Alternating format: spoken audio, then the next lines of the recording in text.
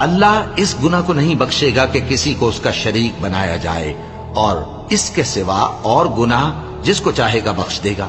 اور جس نے اللہ کے ساتھ شریک بنایا تو بے شک وہ رستے سے دور جا پڑا۔ یہ لوگ اللہ کے سوا جو پرستش کرتے ہیں تو کچھ دیویوں کی، اور پکارتے بھی ہیں تو شیطان سرکشی کو، جس پر اللہ نے لعنت کی ہے، اور وہ اللہ سے کہنے لگا میں تیرے بندوں سے غیر اللہ کی نیاز دلوا کر مال کا ایک مقرر حصہ لے لیا کروں گا، اور ان کو گمراہ کرتا اور انہیں امیدیں دلاتا رہوں گا، اور یہ سکھاتا رہوں گا کہ جانوروں کے کان چیرتے رہیں، اور انہیں سمجھاتا رہوں گا، تو وہ اللہ کی بنائی ہوئی صورتوں کو بگاڑتے رہیں گے۔ اور جس شخص نے اللہ کو چھوڑ کر شیطان کو دوست بنایا وہ صاف صاف گھاٹے میں رہا۔ وہ ان کو وعدے دیتا ہے اور امیدیں دلاتا ہے، اور جو کچھ شیطان انہیں وعدے دیتا ہے وہ دھوکہ ہی دھوکہ ہے۔